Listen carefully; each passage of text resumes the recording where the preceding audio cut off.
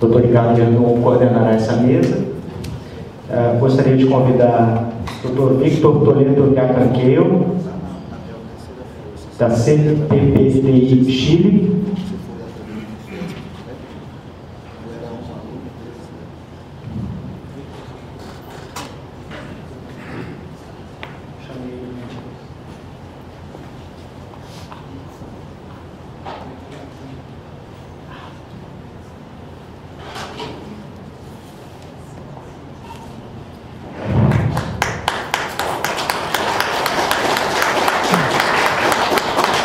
Gostaria de convidar César Gamboa, da Peru.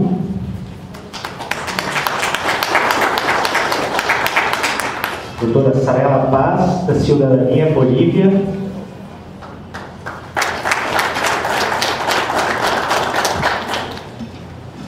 Doutor Mário Melo, Rede Jurídica Amazônica, do Equador.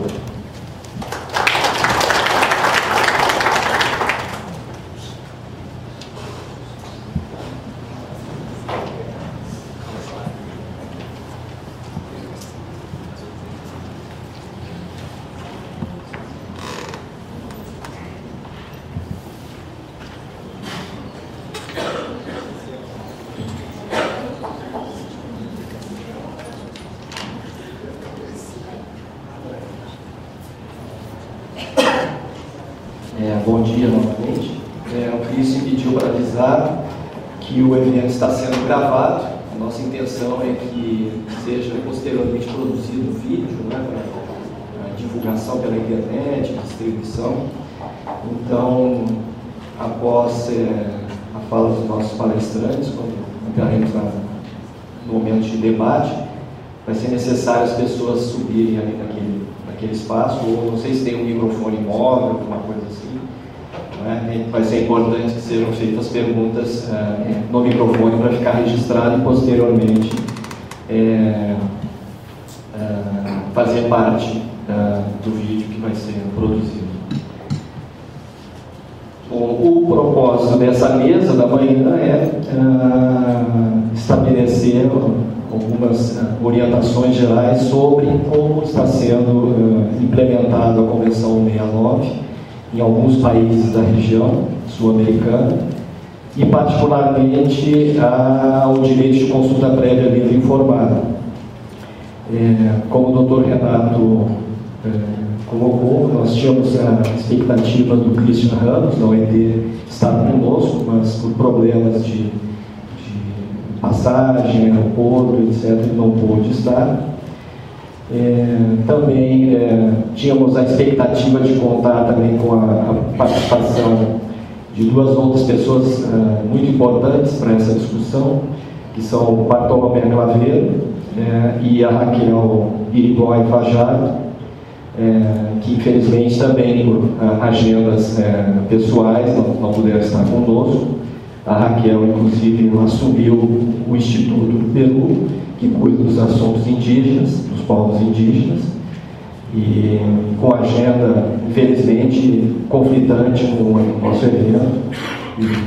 Uns 10 dias atrás, ela informou que não poderia estar, iniciou o trabalho no Instituto e dentro do Peru, você sabe, há muito trabalho a ser feito, então ela não pôde estar conosco. Eu vou passar, então, na medida que o Christian não está, passar para o Vitor, que atua no Centro de Políticas Públicas do Chile, e que tem, ao longo de muitos anos, décadas, trabalhado com a temática do povos indígenas do seu país, mas também na problemática dos direitos dos povos indígenas na América Latina, e que vai nos expor um pouco o que é a situação no Chile, enfim, e também um pouco essa reflexão mais ampla e regional. Passar o Vitor e também complementa a apresentação, enfim, fique à vontade, mais ou menos uma meia hora de exposição.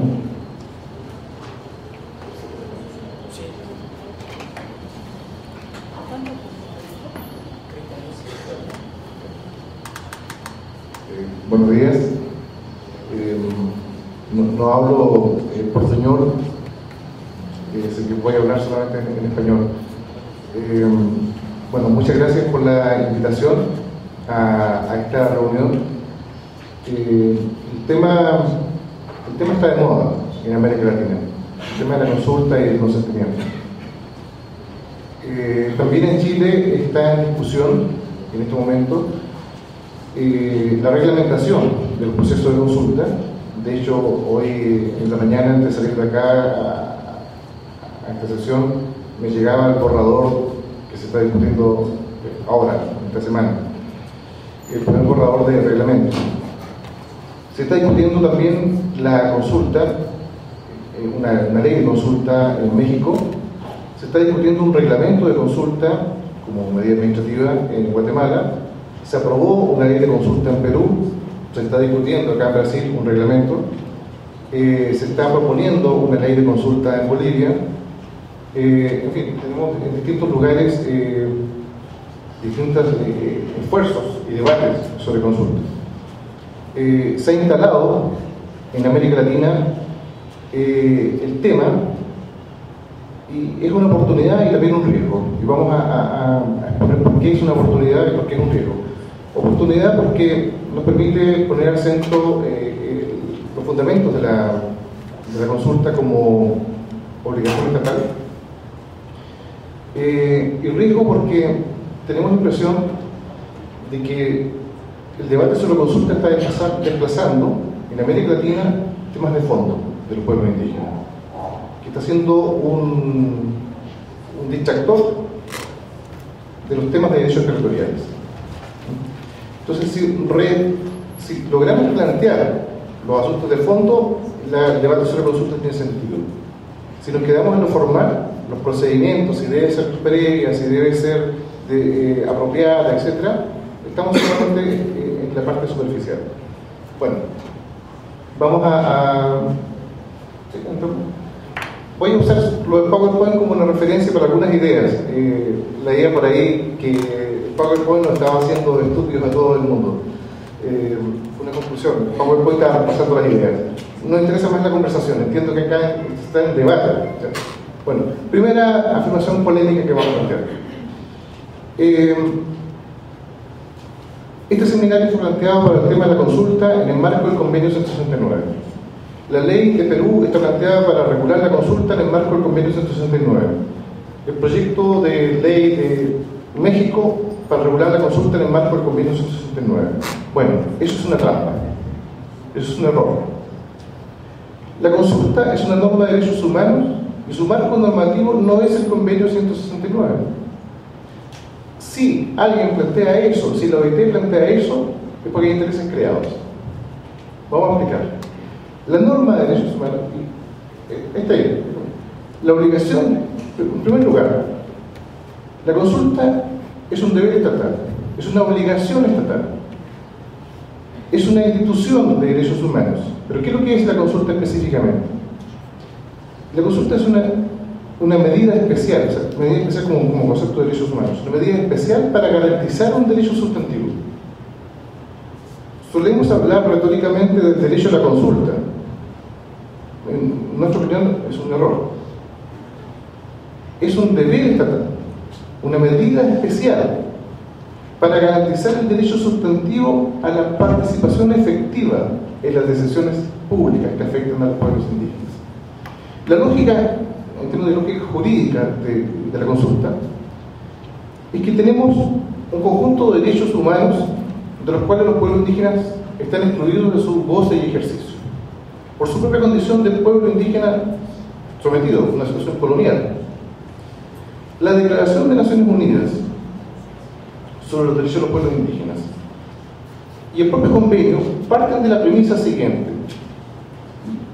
los pueblos indígenas están en una situación de exclusión y marginación, no disfrutan de sus derechos, por tanto es necesario que se adopten medidas especiales para que gocen de sus derechos. La declaración misma, la Declaración de Naciones Unidas, es un conjunto de medidas de reparación frente a la privación del goce del derecho a la libre determinación. Una de esas medidas, y básica, es la consulta, vinculada a un derecho, al derecho a la participación efectiva. Ese es el derecho sustantivo que está en juego en el tema de la consulta. Y el derecho a la participación efectiva no es el derecho que solemos hablar en América Latina de la participación ciudadana, es el derecho a la participación efectiva, y el adjetivo efectivo es el punto clave. La consulta como medida obligada al Estado para compensar los déficits de participación. Pero la consulta tiene un conjunto de requisitos de validez para que sea logre su objetivo, es para garantizar efectividad. O sea, el criterio clave para decir que esta consulta fue válida o no, o este reglamento es bueno o no, es si garantiza efectividad de la participación. ¿Y la efectividad cómo se mide? Por incidencia en la decisión. Entonces es clave tener claro ese punto de inicio. La consulta es un deber estatal porque es una medida especial para garantizar un derecho sustantivo. Para hacer un paralelo o una comparación, las cuotas parlamentarias para mujeres. Las cuotas parlamentarias para mujeres se fundamentan en el derecho sustantivo a la participación política y por eso es una medida especial para garantizar participación porque hay una situación de desigualdad. No se habla de que existe el derecho fundamental a la cuota. Todo el mundo tiene claro que es una medida especial.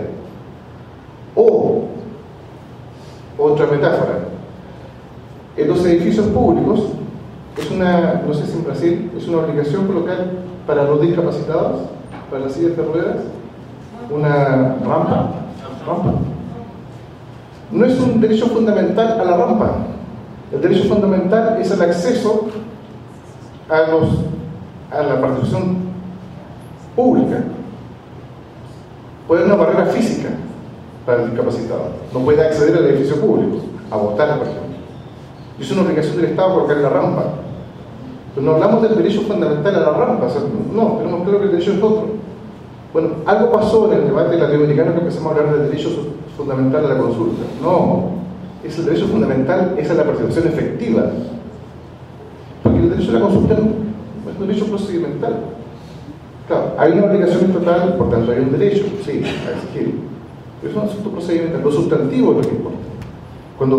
Y subrayo eso porque cuando tengamos que ver si un reglamento o una ley es correcta o no, es buena o no, si garantizó participación efectiva. Ese es un punto primero. Lo segundo, es decir, bueno, ¿cuál es el marco normativo? El marco normativo de las consultas. ¿De dónde viene la consulta? Bueno, viene el derecho a la participación efectiva. ¿Y de dónde viene el derecho a la participación efectiva? Viene del derecho a la libre determinación. Esa es la lógica. Los pueblos indígenas tienen derecho a la libre determinación. Uno de esos derechos es la participación efectiva en los asuntos públicos. Luego hay que adoptar medidas especiales para garantizar ese derecho. El derecho a la libre determinación de los pueblos indígenas y sus derechos políticos están reconocidos en los pactos internacionales de derechos humanos, en la Convención Americana de Derechos Humanos. No están reconocidos explícitamente, pero la jurisprudencia elaboró y reinterpretó, y eso ya lo sabemos, en la Convención Americana la reinterpretó para reconocer sus derechos. Lo mismo reinterpretó los pactos.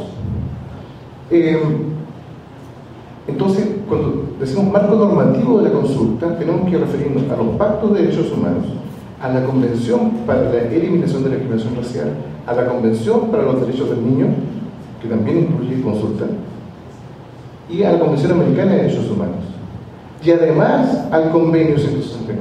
Además, es un agregado. El convenio tiene la virtud de hacer explícita esa obligación estatal, que estaba implícita en otros tratados. Y agrego ahora otro elemento más respecto al tema del convenio y la OIT, y lamento que esté este año, porque había sido una conversación. Hoy día la OIT en América Latina está siendo regresiva. O sea, además de ser jurídicamente, en términos doctrinarios, un error limitar el marco normativo al convenio, políticamente es un riesgo. Desde el año 2010 se vive una involución en el desarrollo jurisprudencial de la OIT y en su desarrollo doctrinario. La última observación general que hizo el Comité para la Aplicación de Convenios y Recomendaciones, que publicó en febrero del 2011 de este año, es un tremendo retroceso. Un tremendo, brutal retroceso. Y tal como está expresado en el acta misma del documento, fue en reacción, ese comentario general que reinterpreta la consulta, en reacción a las presiones de las corporaciones empresariales que son parte de la OIT y de parte de algunos gobiernos, entre ellos el gobierno de Perú, el de Guatemala y el de Chile. Y lo que hace la OIT, el comité, fue reinterpretar el alcance de las consultas y lo reinterpreta con un positivismo tremendo, o sea, que una limitación de eso, y se limita estrictamente a los trabajos preparatorios de 1989, 88-89. Es decir, se salta 20 años de desarrollo jurisprudencial y doctrinario de derechos de los pueblos indígenas y derechos humanos y retrotrae todo el debate a 1989.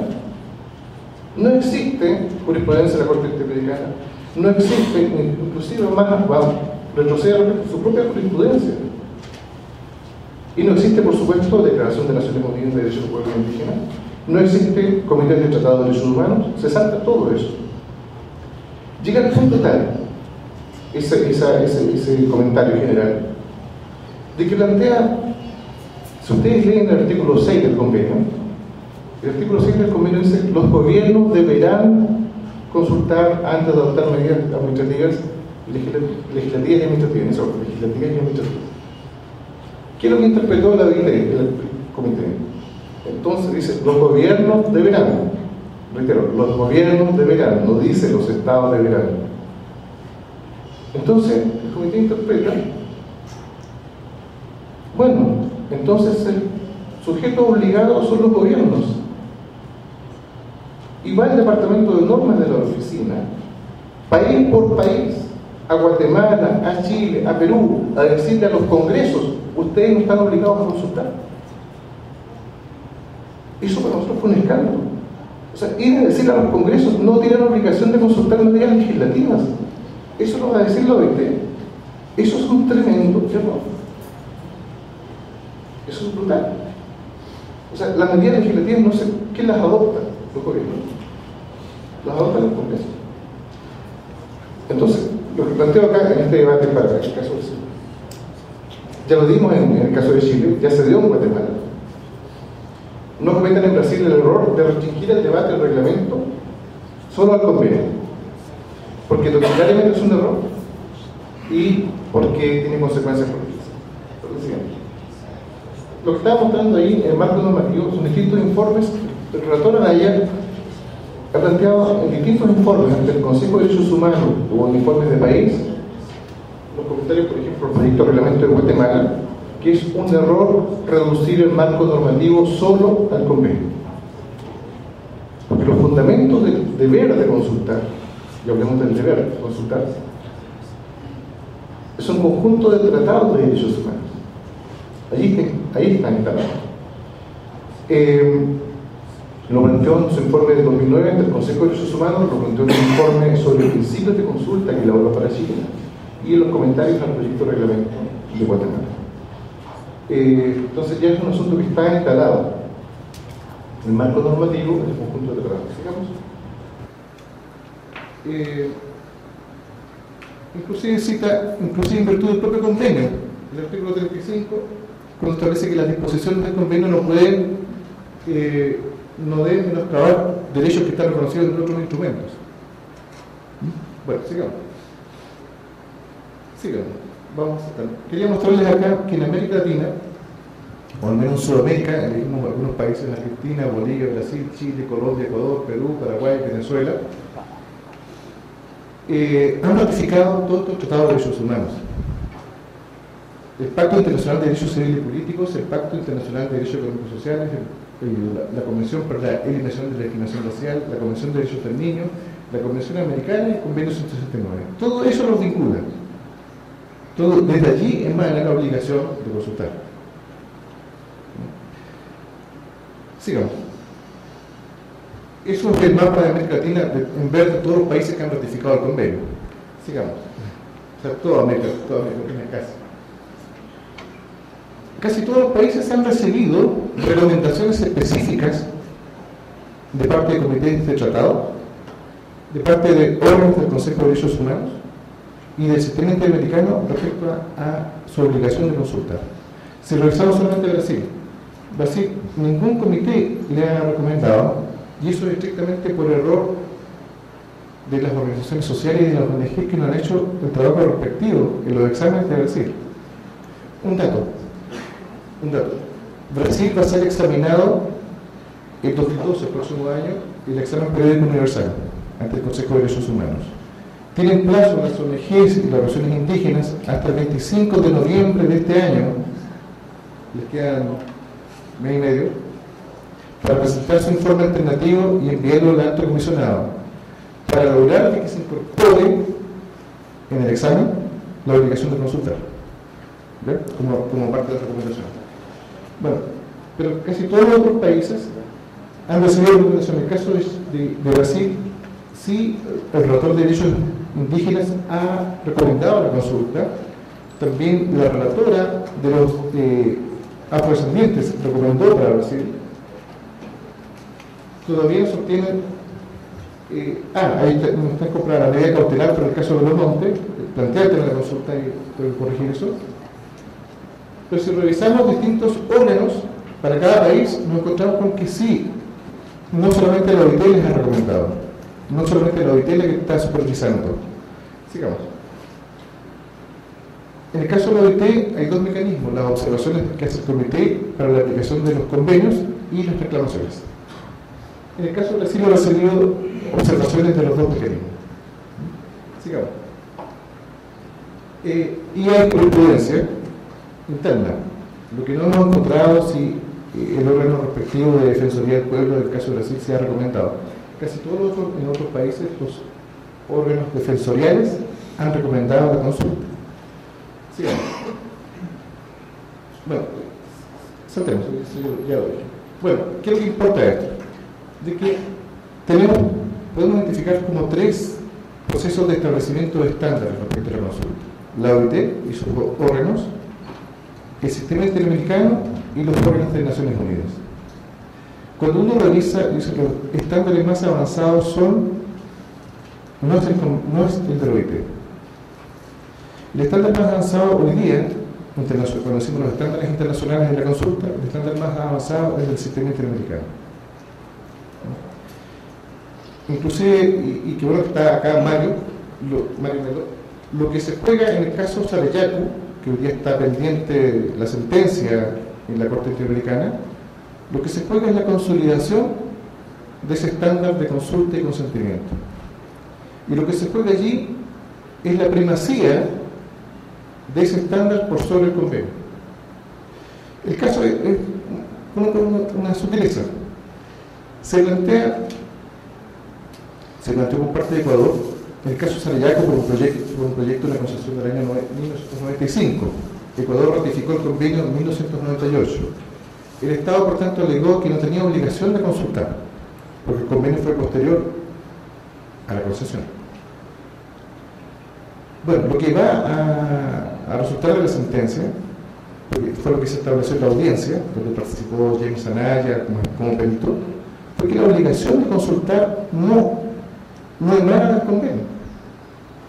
La obligación de consultar emana en primer lugar de la Convención Americana de Derechos Humanos, que es anterior a 1995 para Ecuador, pero emana de los pactos de derechos humanos y emana de la Convención Americana de Derechos Humanos. E inclusive planteó el relator, dado que la obligación de consultar está vinculada al derecho de libre determinación, uno puede remontar la obligación a la Carta de Naciones Unidas de 1945.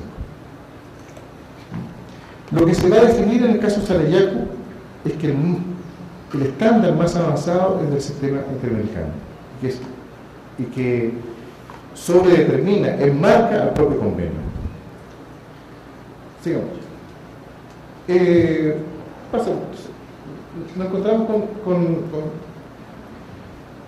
el conjunto de la anterior, de clásicos requisitos de la consulta, y que siempre los seminarios se detienen en eso, que debe ser previa, obvio que ser previa para que sea efectiva. Son todos obvios, son todos lógicos. Tiene que ser apropiada, por supuesto que tiene que ser apropiada. Tiene que ser un diálogo de buena fe, claro, no puede ser de mala fe. Son todos requisitos, cuando pensamos de que es para garantizar la efectividad, son todos obvios, son lógicos. Y nos parece lógico cuando entendemos que es para garantizar la efectividad. Solo una precisión respecto al tema de la buena fe. A veces en los manuales de entendiendo se lee buena fe y hay una descripción de la buena fe como una especie como de bonomía, como de bondad. No es eso. La buena fe jurídica es muy concreta. Se inicia un diálogo de buena fe porque quiere llegar a acuerdos. Si se parte diciendo la consulta no implica derecho a veto, la consulta no implica un acuerdo que obliga al Estado, eso no es buena fe. No puede el reglamento contener ese tipo de afirmación. Estamos hablando de consultas de mala fe. La consulta es un diálogo para llegar a acuerdos. Cuando se dice la consulta no es vinculante, eso es un error lógico. Si es para llegar a acuerdo, es para cumplirlo, de acuerdo. No puedes decir la consulta no es vinculante, estamos diciendo vamos a hacer un diálogo para llegar a un acuerdo que no se va a cumplir, que no nos obliga. Es un error lógico. ¿Pero qué ocurre con la OIT? La OIT anda transmitiendo eso.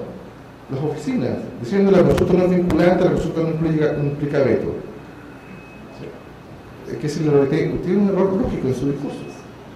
Y además es una interpretación contraria a derechos humanos. Las interpretaciones de derechos humanos son pro hominem. Tiene que ser en función de lo más avanzado. Bueno, todos estos requisitos están establecidos tanto en la jurisprudencia de la OIT como en la jurisprudencia de la Comisión de la Corte Interamericana. Están reforzados. Está reforzado que la finalidad de la consulta es el consentimiento. Está ya identificado que el consentimiento se requiere en aquellos casos en los cuales está en riesgo la supervivencia de los pueblos. Y están identificados los casos. Cuando hay traslado, cuando hay presencia de explosivos, se requiere consentimiento. Si no hay consentimiento, no se puede hacer ese proyecto. La siguiente. Bueno, lo que hemos identificado en el caso de Chile, que la consulta, nos encontramos con 4 escenarios de consulta, de aplicación procedimental. Hay consultas de medidas administrativas del Ejecutivo, políticas, planes, programas, y tiene un mecanismo, y uno identifica si son ministerios, servicios públicos, que tienen que ser la consulta respectiva.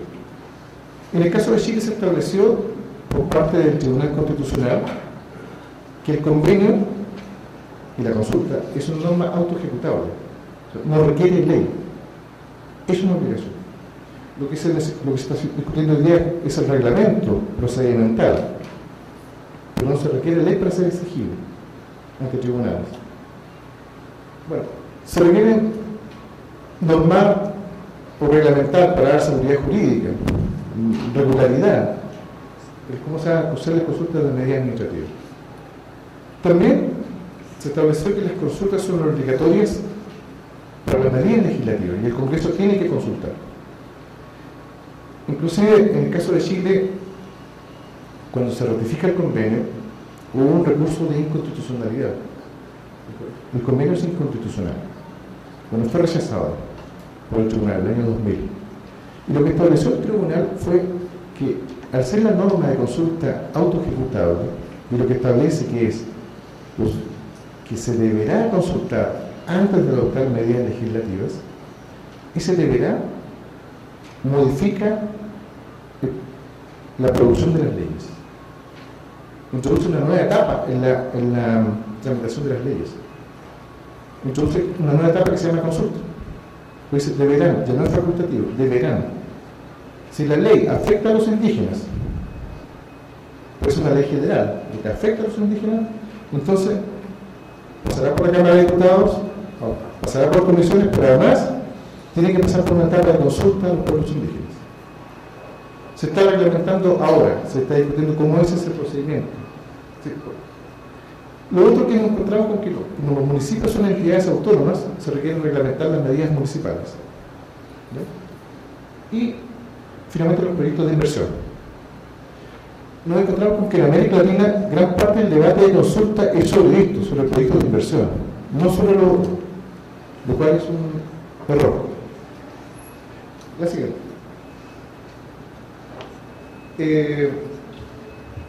Lo que nos encontramos con que en muchas partes, lo que está ocurriendo también en Chile, que la consulta se nos aparece como una especie de bote salvavidas. Vamos a nuestro barco comienza a hacer agua por un proyecto de inversión, o lo empiezan a bombardear, y encontramos un bote salvavidas para parar el proyecto. Llámese Velomonte, o llámese Mina Marlene en Guatemala, no nos consultaron. Claro, ya el proyecto va con todas las máquinas, los bulldozers que están instalados, no nos consultaron, y logramos detener el proyecto. Pero es un bote salvavidas. Y nos empezamos a preocupar del bote salvavidas, que el bote salvavidas tenga motor fuera de borda, que el bote salvavidas sea un Zodiac, que el bote y empezamos a hacer teoría del bote salvavidas. Y nos olvidamos del barco, que el barco son los derechos territoriales. La pregunta es, ¿cómo fue qué pasa con los derechos de tierra o de aguas que se instalan proyectos? En el caso de Perú, de Chile, o sea, hay debilidad en la protección de derechos territoriales, y por eso entran los proyectos. Claro, el bote salvavidas es importante, pero en ninguna parte de América Latina la consulta ha detenido un proyecto. Esa es la realidad. La consulta misma no detiene un proyecto, la ejecución de la consulta.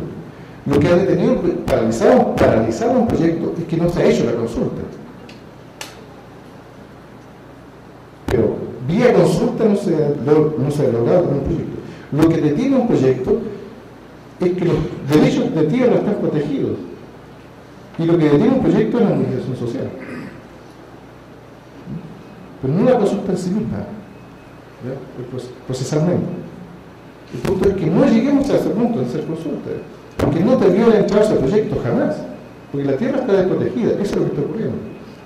Y la preocupación que tenemos es que el tema de la consulta nos está desviando del debate sustantivo de derechos territoriales en América Latina, frente a modelos extractivos. Entonces no estamos. Un ejemplo, el caso de Panamá. No tiene convenios. Lograron parar una reforma del Código Minero. Vinieron a elegir y dijeron, perfecto, entonces ya dado que van a negociar con el gobierno, exigen ley de consulta. Y el pueblo noble, que fue el que hizo el paro, dijo, no nos interesa. Queremos reformar el Código Minero para que nunca entren proyectos. Ese es el punto. No es una consulta. Nos vamos al punto sustantivo. Bueno, entonces es importante la consulta para ese bote salvavidas, pero bueno, también del barco.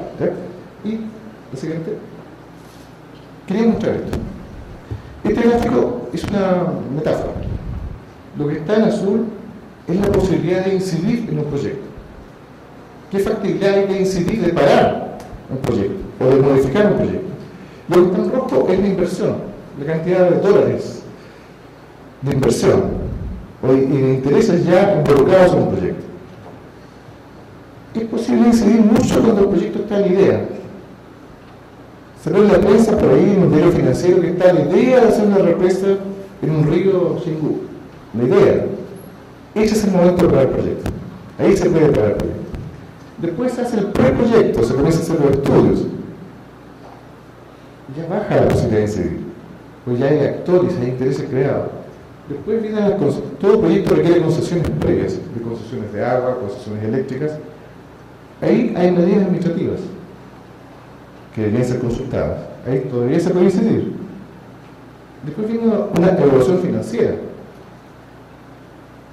y se consiguen los créditos. Allí la posibilidad de incidir baja mucho y ya la cantidad de intereses y recursos invertidos es mucho. Después ya viene el proyecto propiamente tal. Se estudia completo el proyecto.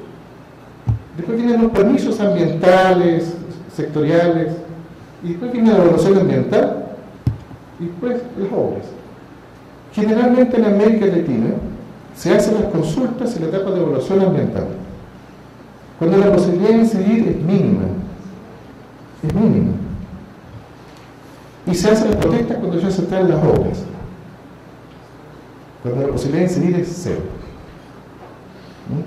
Bueno, si un reglamento de consultas debe hacer por lo menos las consultas en la etapa de concesiones, porque ahí ya comienzan las primeras medidas administrativas estatales.